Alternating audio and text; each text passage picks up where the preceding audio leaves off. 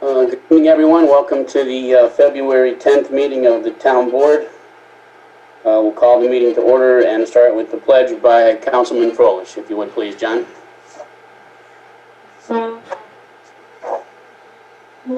allegiance to the flag of the United States of America, to the republic for which it stands, one nation, under God, indivisible, with liberty and justice for all. It was good. Looks like most of you guys had that memorized. Thank you, John. Brenda, can you call the roll, please? Sure. Councilman Blaisdell. Present. Councilwoman Kerr. Present. Councilman Froelich. Present. Councilman Isaacson. Present. Supervisor Zlatnik. Present. Okay, we'll have our opening public comment. Have to give me a minute to go up and down the list here, folks, if you're going to want to speak.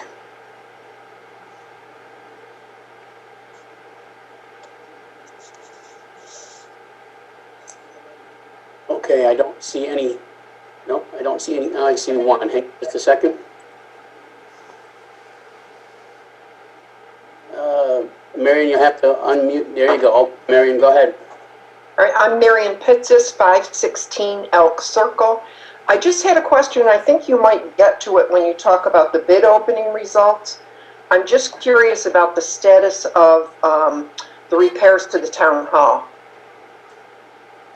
Yes, that will be addressed when we announce the bids. Thank you. Okay.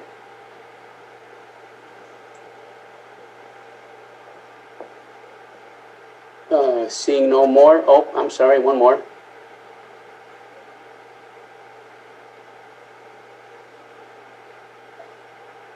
Go ahead, Mr. Landis. Mr. Supervisor, please call me Michael, Dr. Landis, or Professor Landis. I am not Mr. Landis. After residents spoke publicly at the previous two meetings about their fierce frustration with Planet's operations, they and I received letters from Tony Dawson, Planet's owner. Many of the recipients contacted me to share how Dawson made them feel intimidated and unsafe, that Dawson's intransigence and rudeness made them feel angry. I urged them to share that anger with you.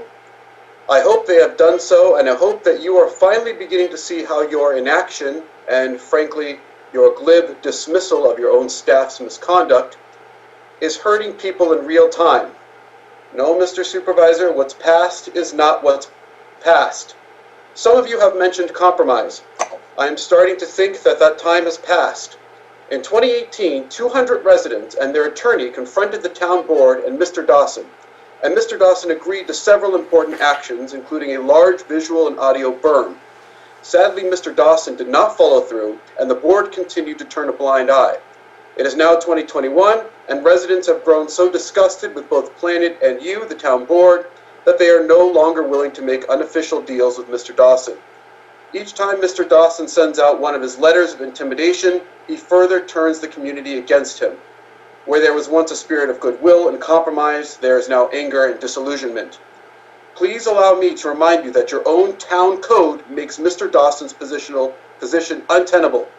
Code 103, Section 1B states that junk and salvage yards, like Planet, quote, constitute a hazard to property and persons and a public nuisance, end quote. Code 103, Section 2 states, quote, no persons shall engage in or conduct on real property within the town of Malta any activity or business which involves the collection, storage, dumping, disassembling, dismantling, salvaging, sorting, or otherwise handling, or arranging for sale, resale, storage, or disposal, or otherwise, of bodies, engines, or parts of autos, or of any other second-hand or used property without first obtaining a license, end quote. Mr. Dawson did not obtain a license and is operating illegally under the previous business's license. Code 103 Section 5D states that, quote, licenses do not go with the title of the land, nor may it be sold, assigned, or transferred, end quote. Code 103 Section 6G states, quote, the area of the licensee's activity or business shall not be used as a dump area nor as a place of disposal of junk or trash, end quote. Planet's violations are as plain as daylight. I encourage you to listen to your constituents, read the code for yourselves, and finally take some action. Code 103, Section 5E says, quote, 10 seconds, sir. may be revoked by the town board after a public hearing. Let us have that public hearing. Let us move forward together. Thank you.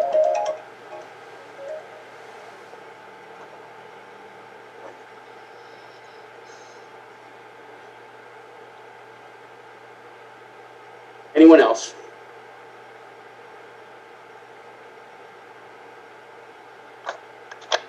Okay, seeing none, we will move on. I'll close the opening public comment. Next up is the opening of the bid results. Brenda, could you read the results, please? Sure. On Tuesday, February 2nd, 2021 at 2 p.m., the bid opening was held at 310 North Line Road, the Community Center, and via Zoom. There were 4 bids submitted. S&L Roofing and Sheet Metal Inc. for $555,900. Mid-State Industries Ltd. for $464,811. Titan Roofing Inc. for $577,000, and Gallo Construction Corp. for $598,000. Thank you, Brenda. As a result of the bids and after MJ's analysis, post-bid analysis, the recommendation for MJ is to go with Mid-State Industries for a total of $464,811. So, Resolution 21 of 2021 is awarding the contract to Mid-State Industries Limited to replace Town Hall roof and to perform site drainage improvements. Whereas the town board did previously approve and pass resolutions authorizing the town engineer to prepare bid specs for the town hall roof replacement and authorizing the supervisor to advertise and publish notice to bidders regarding the replacement of the town hall roof. Now therefore be it resolved that the town board, after due consideration and upon recommendation from the town engineer, awards the contract for the town hall roof replacement project to Mid-State Industries Limited of 1105 Catalan Street, Schenectady, New York, 12303, into the terms set forth in the bid specifications and recommendations of MJ Engineering and Land Surveying, PC, entitled Town Hall Roof Replacement, dated December 2020, for a total sum of $464,811, which amount also includes exterior site drainage improvements, and hereby directs the supervisor to take whatever steps are necessary to execute an arrangement between the town of Milton and Mid-State Industries for such improvements and repairs, any required change, order documentation, or inspection documentation, which will be required for the processing and completion of this project, and to do all that is needed and required to obtain the necessary financing and pay all amounts under this agreement. Now therefore be it resolved by the town board of the town of Milton. Can I get someone to move this resolution along, please?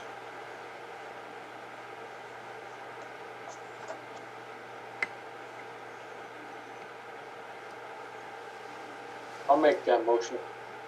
Thank you, John. Can I get a second? I'll second. Thank you, Ryan. Any discussion? I just have a couple of things. I was pleased to see this came in about 7% below what the engineer had estimated, which was a good thing. I noticed there was quite a spread in the bids, and that made me a little bit nervous. But when I went through the bids and looked at some of the references, they all seem to be very reputable companies. And the last thing I'd like to make, I know there's been a lot of talk about us tearing down Town Hall, but once we take this step, I assume that we will not be tearing down Town Hall and that we will be working within the building that we have. Correct? That's my plan, yes, John.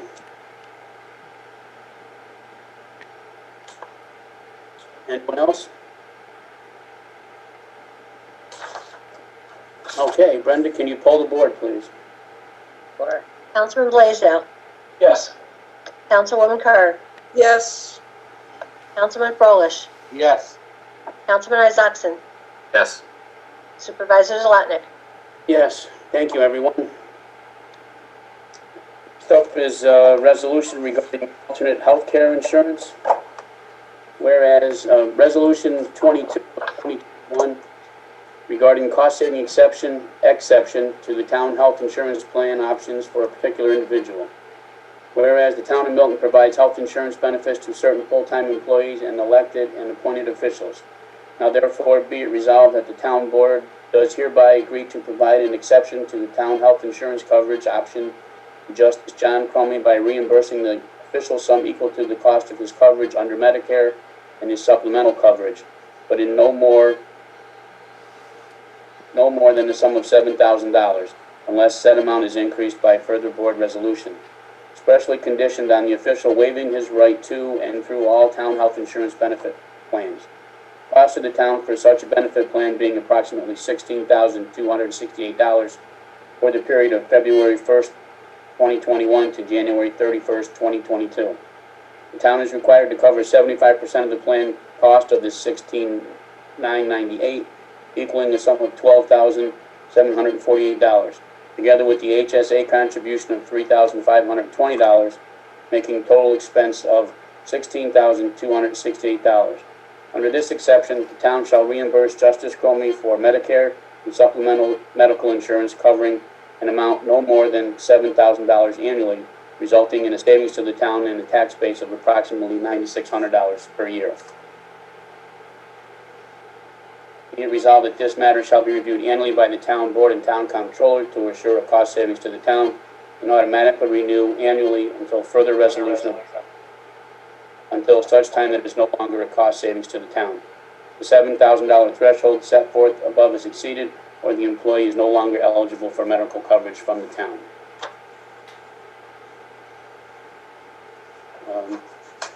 So can I get someone to move this resolution?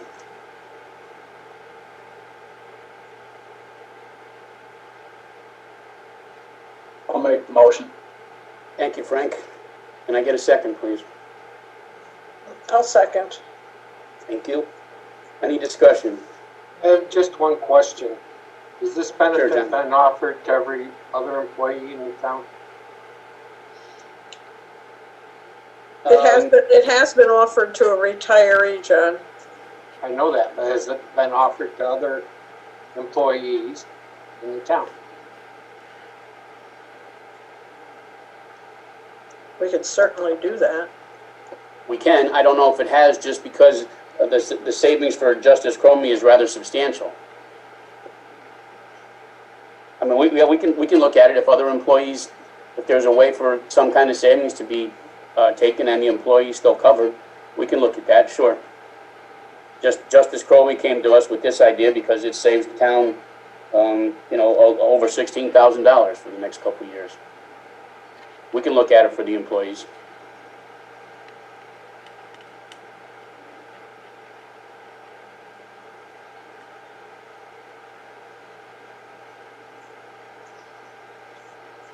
Anything else?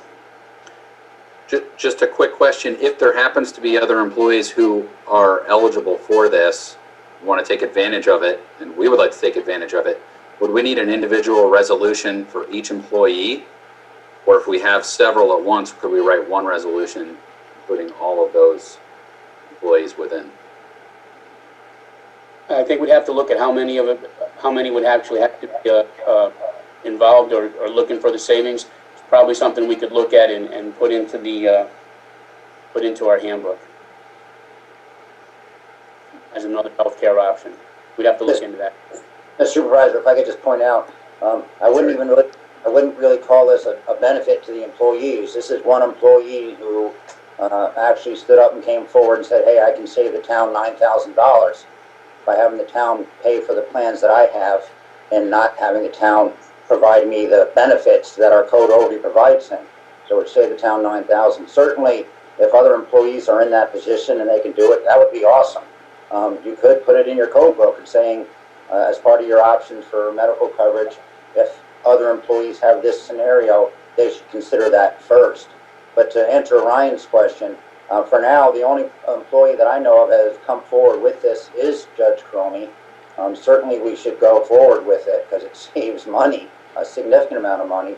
And if other town employees come forward with it, yeah, you want to consider it. And if there's a bunch of them, yeah, we probably do it in all one resolution, or pass a general resolution that simply says that in the event this scenario unfolds, the town board can go forward with it to save the town money. I need to poll the board at this point. Yes, Brenda, can you poll the board, please? Or Councilman Blaisdell, Yes. Councilwoman Kerr, Yes. Councilman Froelich, No. Councilman Isaacson, Yes. Supervisor Zalotnik. Yes, thank you. Next up is the motion to renew our state of emergency. Ours expires on Sunday, and I've asked that we extend it for another 30 days. So can I get a motion to renew the state of emergency? I'll make that motion. I'll Thank you, John. Thank you, Frank. Any discussion? Brenda, can you poll the board, please? Councilman Blaisdell, Yes. Councilwoman Kerr, Yes. Councilman Froelich, Yes. Councilman Isaacson, Yes. Supervisor Zalotnik. Yes, thank you. Next up is a motion to approve IECNY as an approved electrical inspector. As we discovered last month, we are in short supply of electrical inspectors, and this company has put in to be one of our designated inspectors.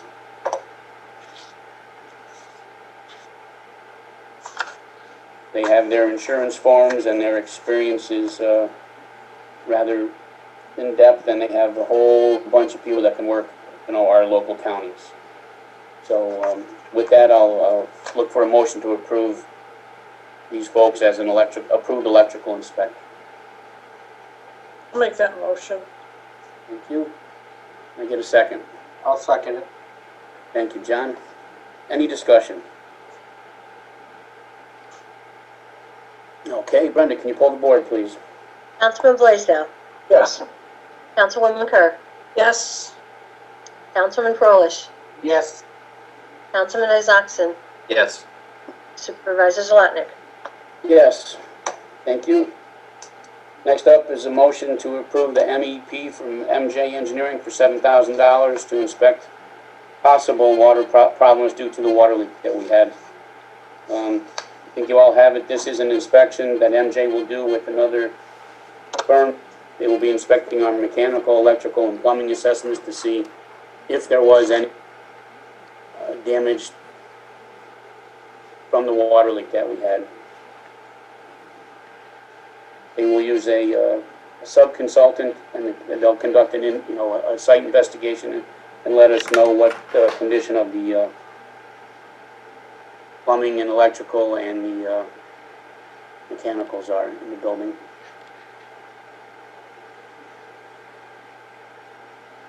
Can I get a motion to approve this, please?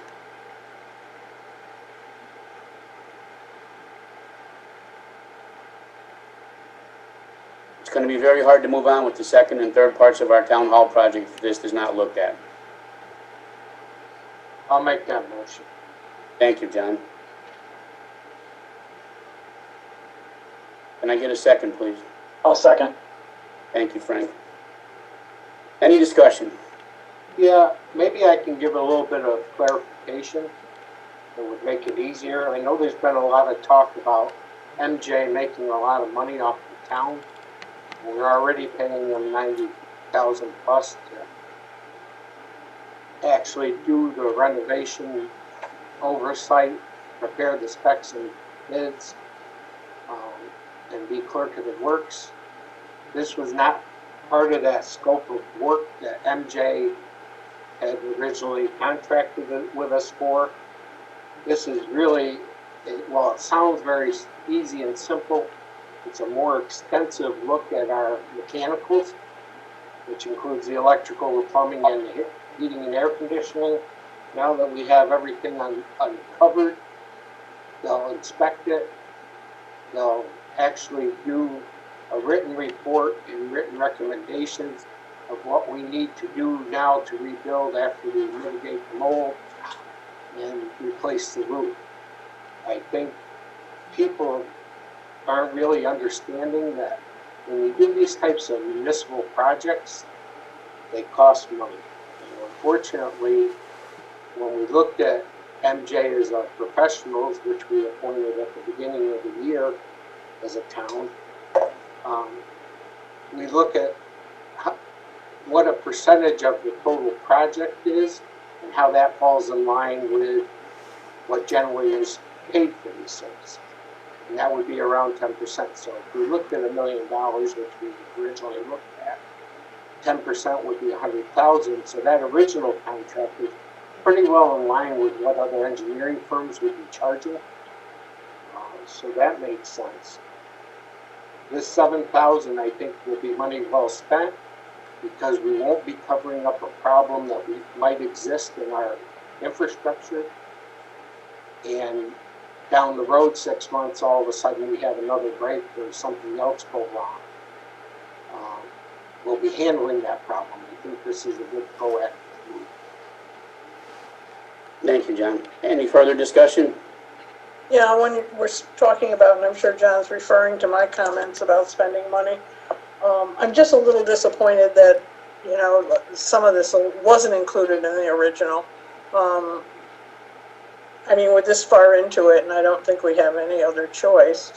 And what I was basically talking about, MJ is the engineer on our town hall, but on other projects, I'd like to kind of look for other options or other bids.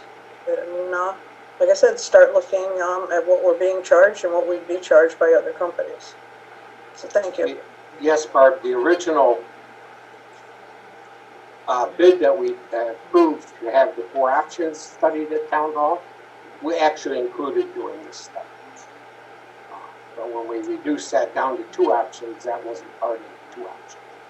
It doesn't make sense to me when you have moisture in the walls and mold growing, that you wouldn't look at these options. You wouldn't look at our electrical or our HVAC system. So, but that's me, and like I said, I'm not an engineer, and we're this far into the project, so we don't have much choice on this one. Okay, I can see on our screen here that our engineer has got his hand up, so I'm going to allow Joel to speak to this issue as the town's engineer. Go ahead, Joel.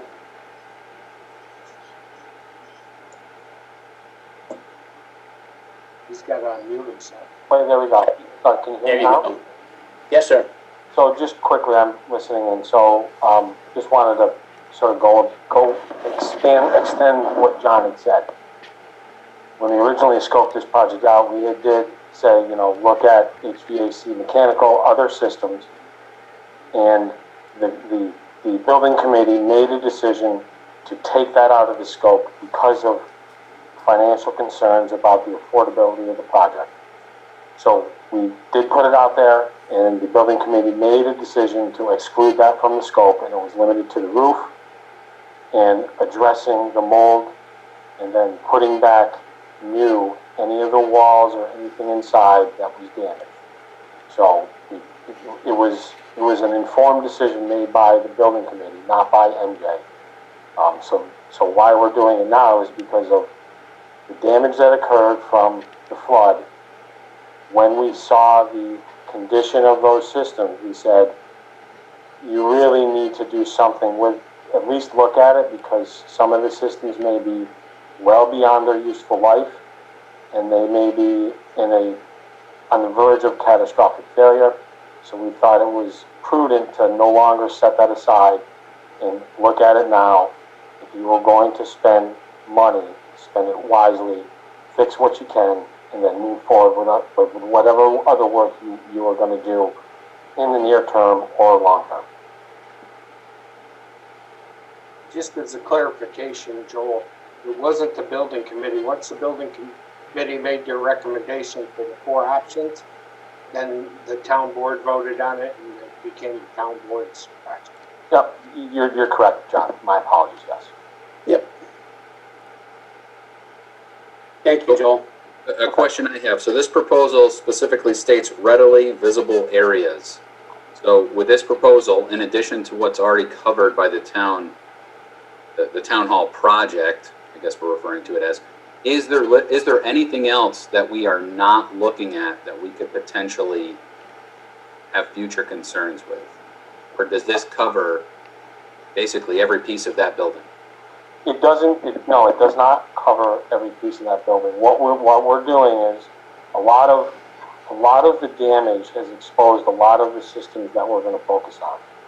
So the approach of, we're going to take a very hard look at those systems, mechanical, electrical, plumbing. And, you know, we're gonna make some very qualitative, quantitative judgments based on what we see. The likelihood is, what if the systems that we see are in a certain state, that state may start to carry through a majority of the building. If we find things that are in such bad shape, we may then say, hey, we may have to punch holes in walls to find more evidence of that certain condition. By no means are we going through the whole building and ripping down walls that are not damaged to see more issues. Because that's a very destructive effort, and we're basically creating more repair work that may or may not be necessary. As far as major building systems, electrical, plumbing, HVAC are the major systems.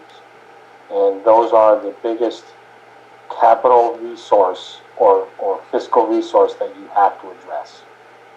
Everything else is just repairing sheetrock, you know, carpeting, stuff of that nature. So I think these are the major cost factors in any renovation to a building. So I think we're going to try to capture any big ticket items that may need to be addressed as part of this internal renovation work that we're doing. I think I answered your question. You did. Okay, Thank you. sorry. To answer your question a little bit more, Ryan, with what has been opened up now, we see the majority of the plumbing, and we see the majority of the HVAC, and we can pretty well tackle the electrical in the 2 floors. Probably we don't see it in the outside walls so much, so it's covering quite a bit of it. It's one thing that I think will make sense in the long run.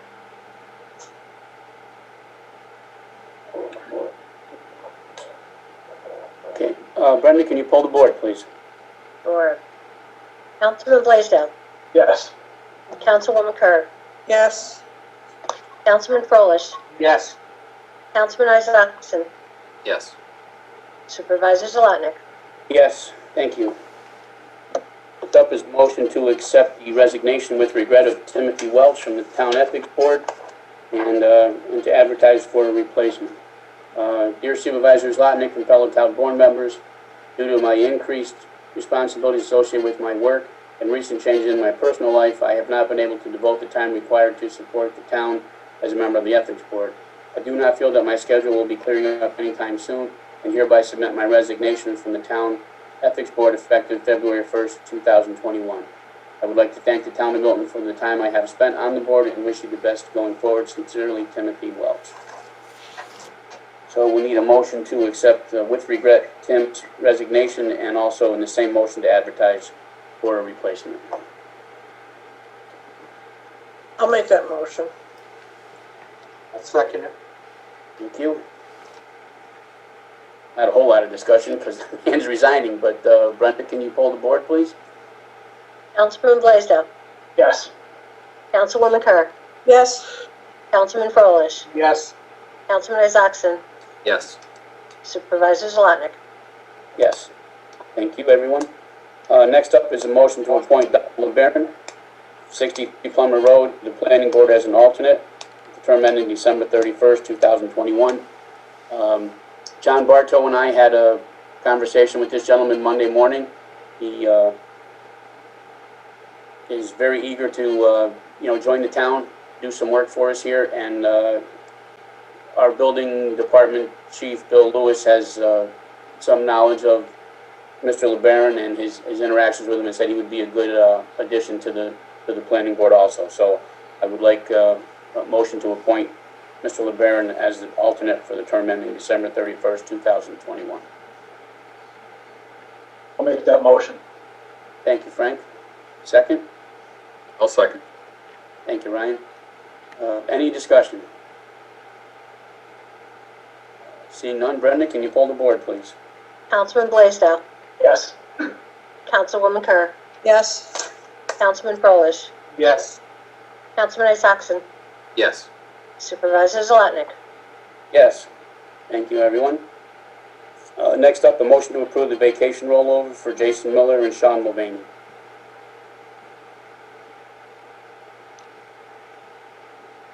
So moved. Thank you, John. Can I get a second? I'll second. Thank you, Frank. Any discussion? Do we know how much vacation we're rolling over here? 1 week, 40 hours for, Okay.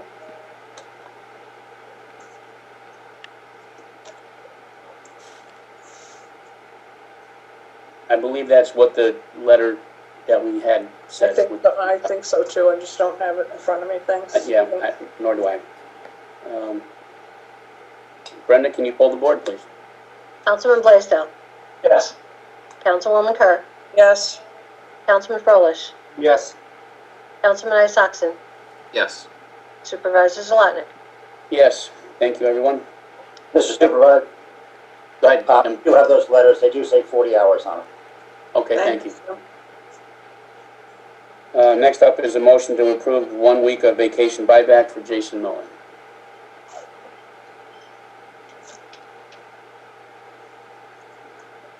We'll make that motion. Thank you, John. Can I get a second, please? Second. Thank you, Frank. Any discussion? Brenda, can you pull the board, please? Councilman Blaisdell. Yes. Councilwoman Kerr. Yes. Councilman Froelich. Yes. Councilman Isakson. Yes. Supervisor Zalotnik. Yes. Next up is new business. Does anybody have anything they'd like to discuss or bring up? Yeah, it actually is old business, Benny. We're now coming up to getting closer to our rate review. I know we have received the financials we asked for. Are we going to now have someone look at those financials to make sure that they are in line with the yearly reports, so we can have that back to us by the time we are ready to do this rate review? I will talk to Dave and see if he can take a look at those for us. If not, we'll have to find someone as an outside source to look at that. But I'm going to run it by David first. And You the should same have. thing, you haven't heard probably from the county on the mechanical part of it? On the mechanical part, I did hear back from Dan Rourke. The county did go out and do their work. They took a look at what they needed to look at. He's going to have something for us for our next meeting on the 24th. Unofficially, they're happy with the system. There are a few minor details that need to be worked out, and to be honest with you, John, I don't think that was ever a concern from anybody. Really good job of keeping the system up. Dan said that they were happy with what they saw, with the exception of a few, bumps and scrapes, which you're going to have after, given what that system takes care of. So he said he will have something definitely for us on paper for our next meeting on the 24th. Also, for the public, at our rate review, if the public has any questions they would like to have submitted, they can either submit them to me at my town address, they can submit them to the town clerk at her address, and we will forward those on to Heritage for their response. We can take those questions right up until the night of the hearing, which I believe or the review is March 10th. Is that what we set it for? I think we did, didn't we? I thought the 19th, No. really. 4th. March 4th. Oh, March 4th. Okay. At 7 p.m. Okay. Oh, that's right. Our meeting is the 10th. I'm sorry. I got it confused there. So if anybody has any questions they would like to submit, they can get them to us by March 3rd, and we will forward them on Again, this is a rate review, not a public hearing, so those questions, we can ask them ourselves through the board, and they can be answered by the Heritage Springs people. I see Joel's got his hand up one more time here, so Joel, go ahead, Joel. I don't think you. Supervisor, I apologize, that was an accident, it's not up. Oh, Sorry. okay. All right, well, you're back to muted, Joel, so there you go. Next up, I'd like to give everybody, it seems to be on everybody's forefront, as of 5 o'clock yesterday, the county had 11,109 cases of COVID. That was 42 more than the day before. 132 people have succumbed to this virus. Recovered cases are 7,437. The active cases are 3,540 with 49 people in the hospital. Total tested has been 314,214 people. As of yesterday, our rolling average was 3.0, and 26,000, a little over 26,000 county residents have received their first dose of the COVID vaccine, and almost 11,000 residents have received both doses of the COVID vaccine. So I want to thank everyone for their stick-to-itness. I know the system that we're dealing with, not just countywide, but statewide and even farther up, is chaotic at best. And I appreciate your diligence in staying on your computers and trying to get your shots where you can and when you can. As the county gets more shots available or more vaccines available, we will do our best to pass that information on. And I appreciate everybody's patience. Like I said, there's just not enough vaccines to go around, and the county is working very hard to get a program in order where we've got some kind of list of people who want the shot, who are qualified to get the vaccines, and they hopefully, I say shortly, I have no, I'm not really sure what shortly means, but soon, we're hoping to have some kind of call center set up where people can call in, get on a list, and when the vaccines become available and you're in the right group, you'll be able to go to it. 2 weeks ago, we had our county had their amount of, it was roughly 400 shots to go around to all the different counties, and it went very, very smoothly up at the new Paul Lent Safety Building. There was a ton of volunteers, and every town had its half-hour time schedule, and it went very, very well. My hat's off to Dr. Cools and his staff and all the volunteers that showed up from every department, not just county health or office for the aging. There was people from every department in the county volunteering their time last 2 Saturdays ago to make sure that our elderly residents were able to get what they needed, in a timely fashion. Anybody else? Quick question, now that we're down to 3%, are we gonna reopen town hall?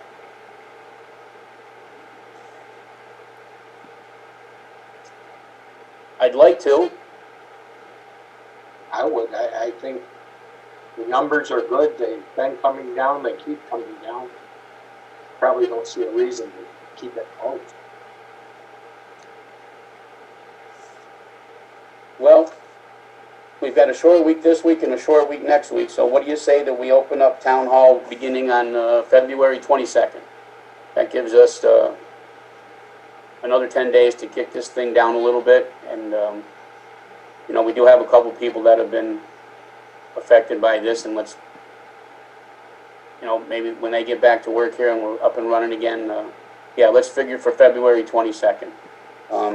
That's still, but our meeting's still on the 24th. We'll probably do some kind of hybrid thing, and again, attendance will be limited to whatever the number is that we can do. Just the size of the building here, we're still probably stuck with 20 people, so that's probably going to be the number for quite a while. Okay. All right.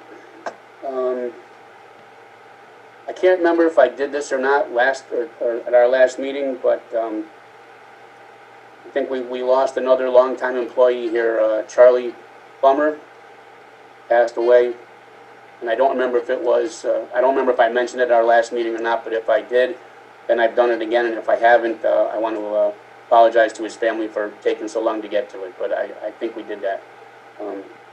So that's about it, for me anyway. Anybody else? Okay, well, we'll open this up to our final public comment of the evening here. I'll give you a minute or two to work your nerve to get your hands up. Okay, here we go.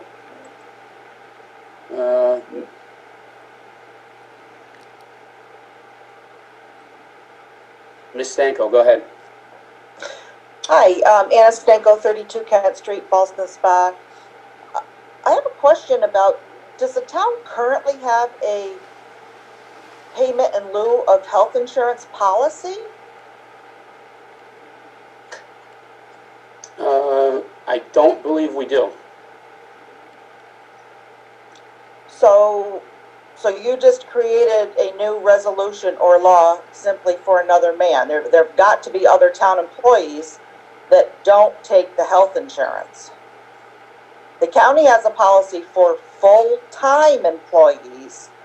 If they don't take the health insurance, they get so much a month. Now the town, elected and now part-time people even getting health insurance is quite a perk, in my opinion. So now I don't think we have any part-timers that have health insurance. Well, John Cromie's part-time. He's an elected official. Well, part-time elected official. He doesn't work 40 hours a week, let's put it that way. Well, So not only are you giving people health insurance for that position, now you're offering them $7,000 when no other full-time employees have been offered this same perk, and there's nothing in your policy handbook about this in a lieu of payment? Sounds like you're making laws just for certain people. Right now, Anna, we're looking at maybe discontinuing part-time elected officials in the handbook. That was one of the suggestions from the employees that were working on it last year. I mean, that is an option, and we're also looking at a buyout on the health insurance. Maybe before you made this, proposed this resolution, you should have looked into that a little bit more. I'm sure that there are other employees up there that are not taking the health insurance and have never been offered any type of a buyout. Now, they could take your health insurance too. You could have two health insurances. If their spouse had insurance, they can take your full insurance as well on a family plan and probably cost the town tens of thousands of dollars. If they haven't been offered it, I find it kind of odd that a elected official should be offered it. That's one comment. I think we're looking at it kind of backwards here. This is a savings to the town. It's not a cost to the town by doing this. You're giving him $7,000, correct? We are paying, he had the option of right now, as far as our policy goes in our handbook, part-time elected officials, the board, our justices, all have the option, and some of them take it, all have the option of getting health insurance. And John, on his own, went ahead and said, look, I'm only paying $7,000 for my coverage right now. Why would I jump on the town's plan for $16,000? So I think he kind of did us a favor on this. I think we have to look at it the other way around. And obviously, if there are other employees that are on Medicare and a supplementary, and they want to go this route, that'll be great for us. What I'm saying, Barb, is if there are two employees, if you have an employee at the town and they have a spouse, and their spouse, they're covered under their spouse's health insurance, Which happens a lot. they could also be covered under the town's health insurance. No, It costs they can't double it up. absolutely, you can have two health insurances. You Well, absolutely can.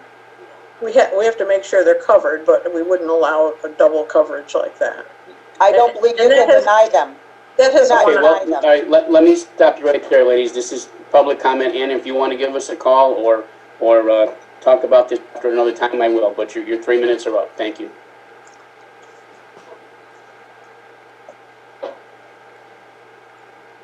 Anyone else?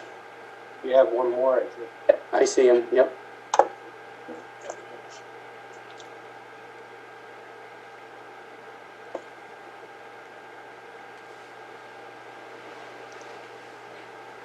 Mr. Dawson, go ahead, sir. Good evening, everyone. Tony Dawson with Planet Waste and Recycling. Address, please, sir. Address of Planet Waste and Recycling is 274 Greenfield Avenue, Boston Spa, New York. Thank you. You're welcome. I just wanted to go on record in response to Mr. Landis's comments and others. I think it's clearly been established that Planet Waste and Recycling is and has been a company that has been operating at that location in compliance with all applicable laws since 2015 to current. Mr. Landis has been continuously, and others, regurgitating some misguided information. He cited some laws earlier this evening. He misapplied his understanding or interpretation of them and ignored a key component while applying those laws, which is that we are a pre-existing prior non-conforming use. This has had a negative impact on my business as recent as yesterday or today's paper, where Wendy Lipitor with the Times Union has once again took my company and put it into a political view based on what's going on in the landscape of the town of Milton politics, which I don't appreciate. It's gone too far. And some of my correspondences and responses to some of the neighbors, again, the people that live in Milton Oaks are in, they are not compliant with applicable laws, local laws, speed restrictions, yet they want to point the finger at me and hold me to a double standard. I've had enough of it, and I would respectfully ask this board to take a position with the less than handful of people that have been complaining of recent. I FOIL requested any complaints from June 29th of 19, when I hosted 1 minute, a tour, sir. to September of 2020, and there were none. So respectfully, I would ask the board to take a position applying the facts that I outlined, which is we are in compliance with all applicable laws, we are a pre-existing prior non-conforming use, and the adjoining neighbors who are complaining are not compliant with applicable laws, and stop wasting everybody's time. Thank you. Thank you, sir.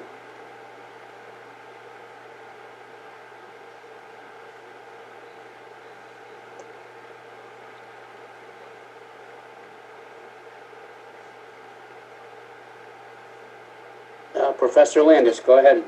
Thank you. I won't take up the time of the board to bicker. I just want to say that the codes I cited are from the website. If there's any errors, it's the website's fault, and I'm going to actually email the entire board the exact codes that I cited so that you can see for yourself. That's it. Thank you. Thank you, sir.